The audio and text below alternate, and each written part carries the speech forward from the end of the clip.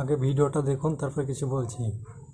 ওই হঠাৎ একদিন আমি শুয়ে আছিলাম, ওই সময় আমার এসে ঘুমের ভিতরে আমার জড়াই ধরছে।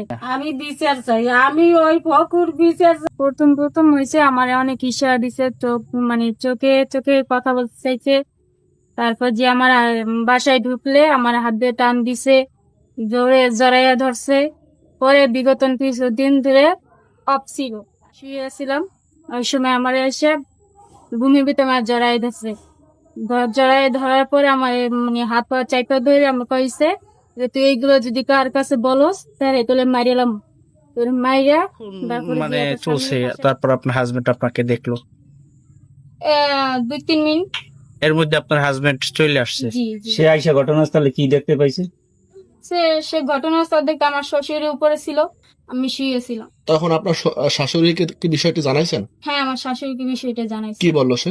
সে কিছুই বলে না, আর উল্টো বিলে আমার দোষ দিছে, যে আমার সবগুলো আমার দোষ। আপনি একলা ছিলেন? আমি একাই ছিলাম। ওই বাড়িতে জি। আপনার শাশুড়ি তখন কোথায় ছিল? আমার শাশুড়ি দোকানে ছিল, আমার স্বামী ছিল গাড়ি চালায়, আর আপনার আমার নননা ছিল পাশের ঘরে। চিৎকার হইলে আমি কাকে তো নিচে নামিয়ে যাইতো, তখন তা এসে দেখতো না। তারপর ঘটনা আপনার কতদিন যাবত চলছে? এক মাস ধরে। আপনার স্বামীকে আপনি কখন জানাইছেন এই বিষয়? আমার স্বামীকে আরো মানে আমাকে যেদিন ধরছে আর কি, আমার স্বামী হাতে নাতে ধরতে, ওদিনকে আমার স্বামীর বলছিল তুমি একটু তাড়াতাড়ি বাসায় আইসো, মানে 8টা থেকে বা 9টার ভিতরে তাড়াতাড়ি একটু বাসায় আসবে। তার আসতে তো 2-3 মিনিট লেট হয়েছে। আমার সাথে যে সময় এই সময় হয়েছে, ওই সময় আমি স্বামীকে বলছি। তাকে বলছেন? জি, কি বলছেন তাকে? বলছি যে আমার সাথে এইসব হইতেছে, তুমি তাড়াতাড়ি বাসায় আইসো, আমার একটু সমস্যা আছে বাসায়, যে আমার ভয় করতেছে, তুমি তাড়াতাড়ি বাসায় আসবে 8টা থেকে। মানে আপনি তাকে খুইলা বলেন নাই? না, খুইলা আমি বলি। কখন খুইলা বললেন তাকে? খুইলা বলছি যে সময় আমার স্বামী আমার ধরছে, ওই সময় আমি সবকিছু খুইলা সাথে বলছি। যখন প্রথম থেকে তখন আপনি তাকে কিছু বলেন নাই? আপনার শাশুড়িকে বলতে চান না এই বিষয়টা? আমার শাশুড়িকে বলছি, কিন্তু আমার শাশুড়ি ওইগুলো করে নাই আর কি। মানে আপনার কথা মালুম নেই? বিচার আমার লাদা নাতি নিয়ে 4 বছর পর আমার নাতিটারে কেন এইভাবে করলো, আমার মান ইজ্জত নিয়ে কোন কালে শত্রু হলে আমার লাগে আগুন লাগে। অমানবিক, এবং যেটার কোনো বিচার, আমি মনে করি যে বিচার করলে এটা শেষ হবে না। এই ঘটনাটার আসলে এলাকাবাসী সবাই এই ঘটনাটা নিয়ে উদ্বিগ্ন এবং এটা নিয়ে লজ্জিত সবাই।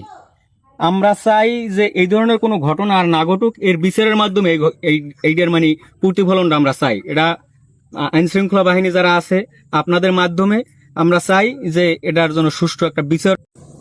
বোমার কথা শুনে কি বুঝলেন? খালি শ্বশুরেরই দোষ আছে, বোমার দোষ নাই? 1 মাস ধরে এরকম কীর্তি চলছে, কোনোদিন কাউকে বলার সাহস পায়নি? তার স্বামীকে, তার শাশুড়িকে কোনোদিন বলার সুযোগ পায়নি? আজকে তার বর এসে ধরেছে আর অমনি শ্বশুরের দোষ হয়ে গেছে।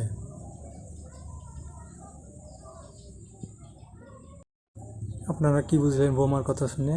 খালি শ্বশুরের দোষ, বোমার কোনো দোষ নাই? এরকম যারা কাজ করে বেড়ায় তাদেরকে ধরে জুতোর মালা পরে তামান গ্রাম রাস্তা ঘুরে নিয়ে বেড়ালে ঠিক হবে। ভিডিওটি ভালো লাগলে সাবস্ক্রাইব করে আমার পাশে থাকবেন।